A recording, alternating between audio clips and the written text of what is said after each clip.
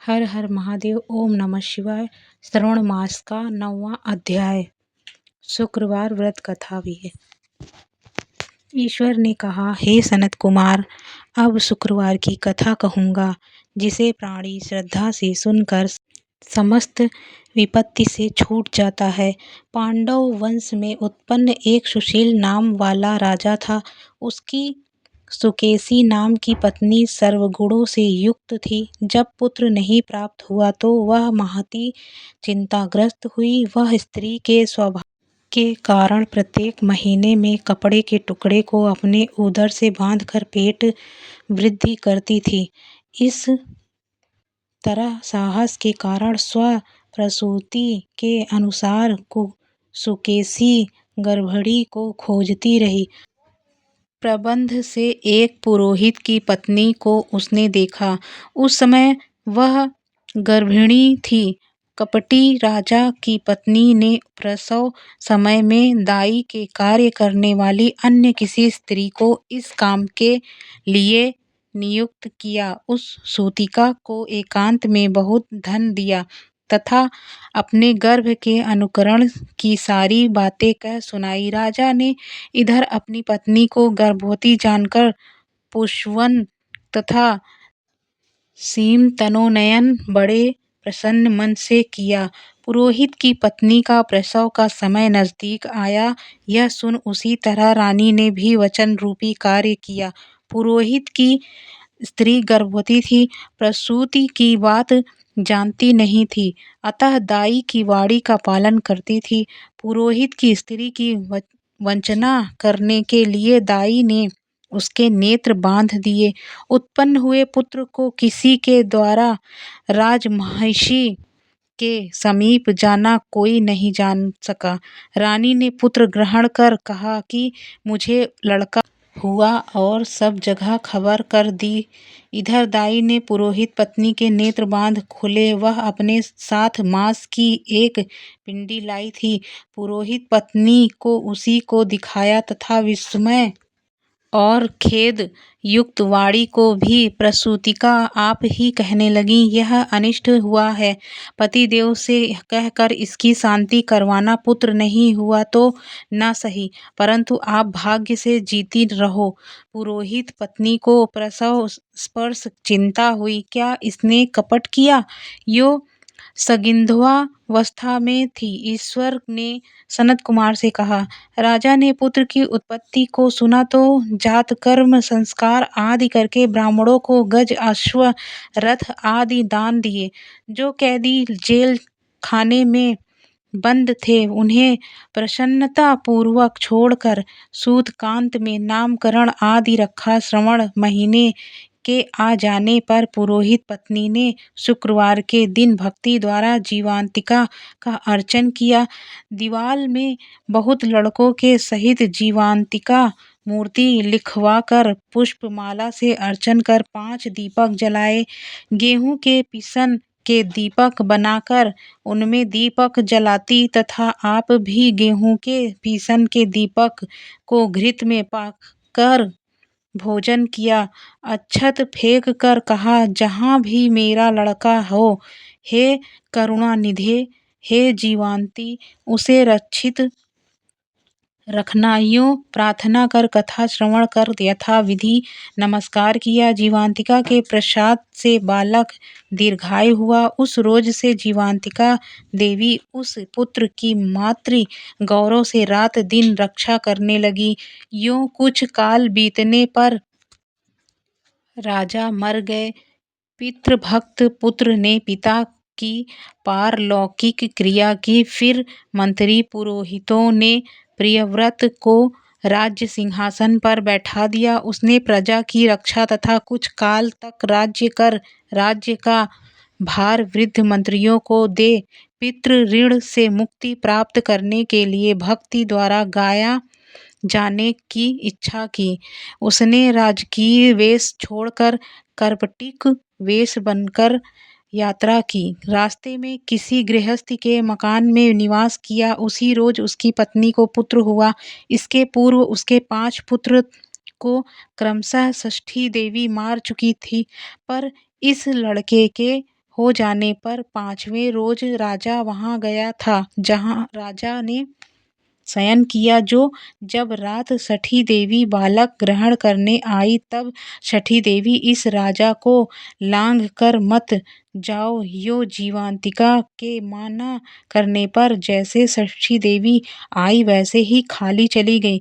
उसने 5वें रोज पुत्र को जीवित देख कर राजा से प्रार्थना की, हे राजन, आज के रोज मेरे मकान पर आप ठहरें, क्योंकि हे प्रभु, आपकी दया से यह मेरा 6वां पुत्र जीवित है।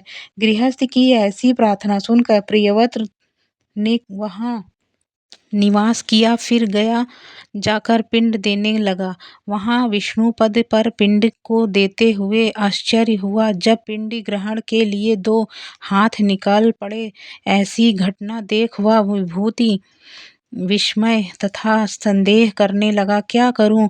ब्राह्मणज्ञा से राजा ने विष्णुपद पर ही पिंड दिया। फिर किसी सत्यवादी ज्ञानी ब्राह्मण से पूछ कि ऐसी बातें क्यों हुई। उसके पूछने पर ब्राह्मण देव ने कहा, हे राजन, ये दोनों हाथ पिता के हैं। ऐसा क्यों हुआ, इसकी जानकारी के लिए घर में जाकर माता से पूछा। इसकी बातें माता ही कहेंगी। राजा चिंतित तथा दुखित हो मन में अनेक तरह के विचार करने लगा। यात्रा पूरी कर जहाँ लड़का राजा के पहुँचने से जीवित हुआ था, वहाँ उस समय षष्ठी देवी पुत्र को ग्रहण करने आई। षष्ठी देवी जीवांतिका से कहने लगी, हे जीवांतिका, आपको इसकी क्या आवश्यकता रहती है कि कौन सा व्रत इसकी माँ करती है, इस कारण आप रातों दिन इसकी रक्षा करती हैं। षष्ठी देवी की ऐसी वाणी सुन जीवांतिका कुछ हंसती हुई करने लगी। राजा भी रात दिन इस निमित्त की जानकारी के लिए जगा हुआ था, सोने का बहाना किए हुए था। उसी समय राजा ने उन दोनों की सब बातें सुनी। हे षष्ठी देवी, इसकी माँ श्रवण महीने के शुक्रवार के रोज मेरा पूजन तथा व्रत के जो नियम करती है, उसी नियम को मैं आपसे कहती हूँ। इसकी माँ हरे वर्ण का कपड़ा तथा चोली नहीं ग्रहण करती और हरे वर्ण की कांच की बनी चूड़ी भी अपने हाथों में ग्रहण नहीं करती। चावल के धोवन के जल से कभी नहीं लांघती। हरे पल्लव के मंडप के नीचे नहीं जाती। हरे वर्ण का हो जाने से करेले का साग नहीं खाती। यही सब मेरी प्रसन्नता के लिए करती है। इसी कारण इसकी मैं निरंतर रक्षा करती हूँ तथा इस लड़के की भी सुरक्षा करती हूँ। यह सब राजा सुनकर सुबह अपने नगर में गया। स्वागतार्थ वहां राजा के नगरवासी तथा देशवासी प्राणी आए। राजा ने माता से पूछा, हे माता, आप जीवंतिका व्रत करती हैं तो इसकी क्या विधि है? राजा के पूछने पर माँ ने कहा, जीवांतिका व्रत मैं नहीं जानती। राजा ने गया यात्रा के फल प्रापर्थ्य ब्राह्मणों तथा सुवासिनी को भोजन कराने की अभिलाषा प्रकट कर उन सुवासिनी ब्राह्मणियों के यहाँ हरे वस्त्र, हरी चोली और हरे कांच के कंगन आदि परीक्षार्थ भिजवाए। दूत ने वहाँ यह कहा कि आप अब राजा के घर में भोजनार्थ आवे।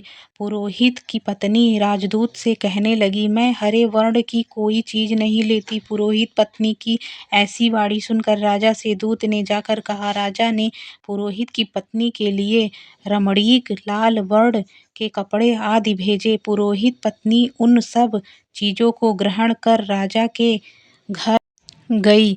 वह पूरब वाले दरवाजे पर चावल का धोवन तथा जल, हरे वर्ण का मंडप देखकर अन्य दरवाजे से गई।